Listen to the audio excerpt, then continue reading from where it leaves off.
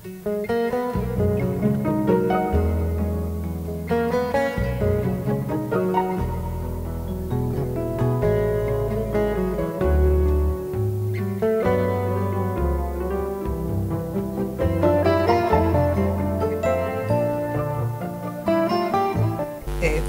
Natalia Botana, le agradezco muchísimo que esté en el programa porque para mí es un placer charlar con alguien que tiene la producción que usted tiene. Bueno, el gusto es mío, un gran gusto además de poder hablar a Tucumán. Como le contaba hace un instante antes de que nos sometiéramos a la cámara, es una de las provincias y de las ciudades que más quiero, por razones familiares y culturales. ¿Que tiene familia en Tucumán? No, mi familia es de origen uruguayo, es mi mujer. Mi mujer es, de nombre es Vila Echagüe, pero por el lado de su madre es Cosio Lurralde y Pose, de modo tal que son viejos nombres de la historia y de la cultura tucumana. Está bien, ya su mujer y sus hijos. Exactamente. Está involucrado. Felizmente involucrado con Tucumán. Está bien. Y luego está lo que Raiza Maritain, la mujer del gran filósofo francés, llamaba las grandes amistades. Tengo muchas amistades en Tucumán. Que es una cuestión importante, la cuestión del cariño y de los lazos. Y yo diría que, como decía Borges, es uno de los soportes más grandes que tenemos los argentinos y las argentinas, la amistad. Así es. En su libro el siglo XX, entre la libertad y el miedo, en el prólogo y casi al inicio, usted dice, es un ensayo o ensayos políticos, nada más. Sí. El nada más, ¿qué implicaría? Bueno, implicaría el deseo que tiene todo autor de recortar los géneros. Yo comencé mi tarea intelectual como politólogo, me eduqué en ciencia política en la Universidad de Lovaina, hace muchos años, ya es una especie de prehistoria porque los años pasan, y luego, gracias a la educación, al tipo de educación que tuve en ciencia política, me lancé a los estudios historiográficos y todos mis primeros libros son trabajos, bueno, pretendidamente científicos, de practicar la ciencia política y la historia. El orden conservador es uno de ellos, la tradición republicana es otro, la libertad política y su historia también. Cuando me lancé a escribir este libro sobre el siglo XX, en cambio, quise entablar una relación entre la historia, o mejor dicho, la historiografía, en tanto ella supone una reconstrucción del pasado, y la memoria, en tanto ella retiene o no retiene.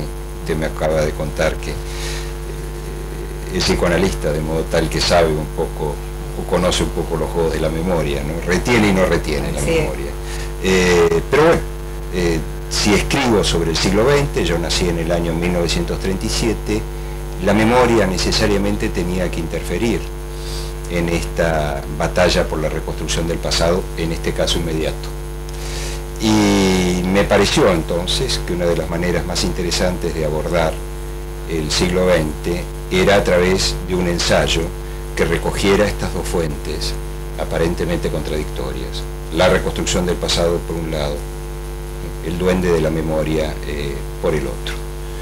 Y por otro lado es un género tan noble, tan digno.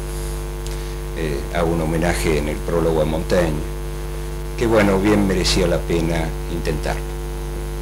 Es un género muy difícil, María Blanca, porque frente a quienes no practicamos la ficción o la literatura, el ensayo plantea un desafío de estilo muy serio. ¿Por qué eligió la historia como modo de, la historia y la política como modo de comprender el mundo?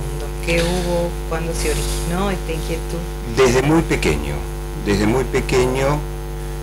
acaso esto tenga que ver porque somos productos de la creación de nuestra propia libertad, pero también somos producto de la herencia y del ambiente en que nacimos y nos criamos.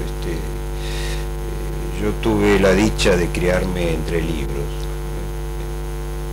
Las bibliotecas que me rodean son un poco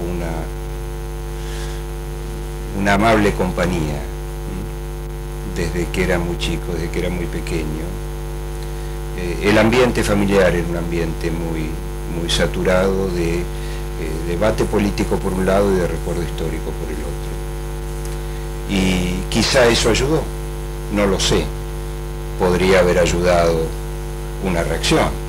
Muchas veces se reacciona también contra el medio, pero desde la escuela primaria y luego la escuela secundaria siempre la historia me atrajo mucho, también me atrajo muchísimo la reflexión en torno al misterio del poder y el misterio, porque tiene mucho de misterioso también, de la política.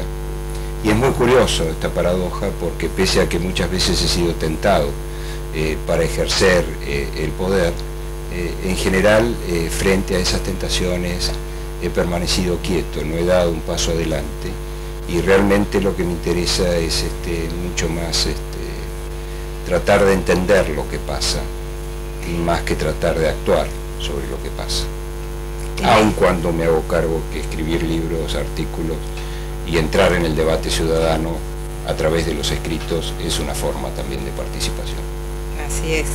En esta inclusión en la política lo llevó a decir no de esta manera particular y desde la teoría.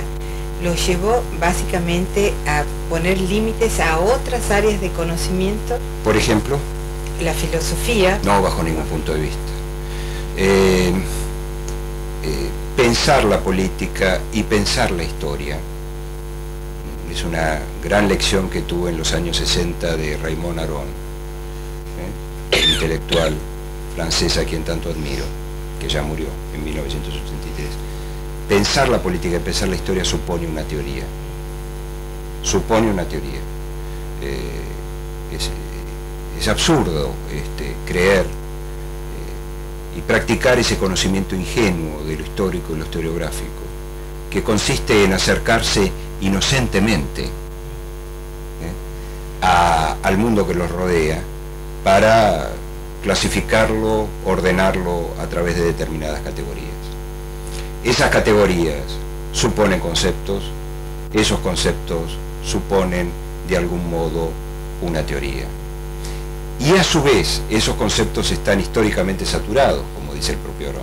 Es decir, en el libro usted habrá encontrado, a través de la lectura, que constantemente yo estoy lidiando con palabras como democracia, república, dictaduras, naciones, estados, libertad, igualdad, justicia. Son palabras que tienen una larga historia como palabras.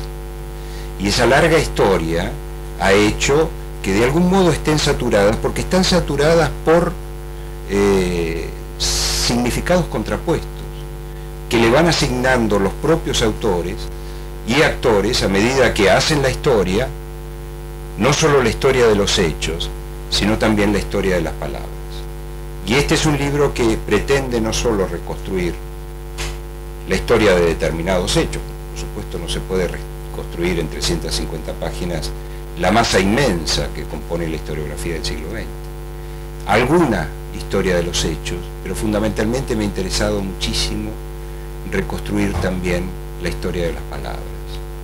Cómo las palabras han llegado al siglo XX cargadas de significación y de sentido, y cómo ellas mismas han contribuido a instaurar en este siglo tan complicado y tan trágico principios de legitimidad, como lo llamo yo, en estas páginas. En este momento en que muchos pensadores señalan el poco poder que tienen las ideas para generar los cambios, ¿qué se plantea desde su trabajo como teórico?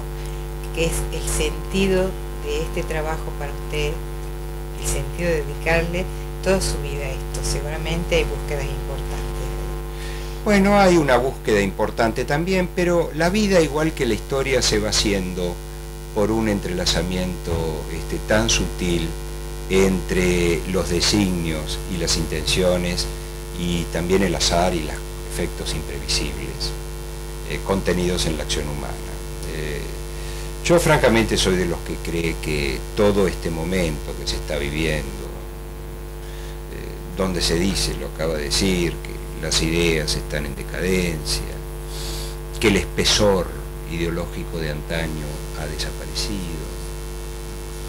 Lo veo con,